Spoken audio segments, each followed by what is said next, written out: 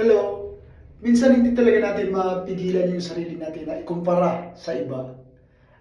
It's gonna be a comparison sa sarili natin na yung siya, attractive siya, ako hindi, siya nakaya niya, ako hindi.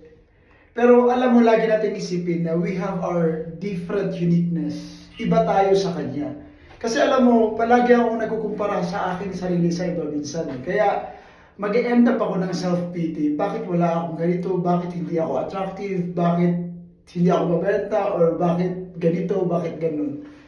Pero mali pala siya. Kasi the more na ginagawa ko siya, the more na bumababa yung self-esteem ko. At saka naaawa ko sa sarili ko na bakit di ko magawa? Nagawa niya.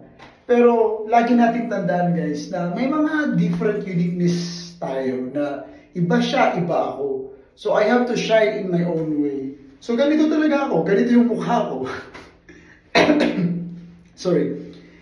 Kaya minsan lang, hindi lang talaga natin maiwasan ma-compare natin yung sarili natin sa iba na hindi siya dapat natin gawin. Di ba?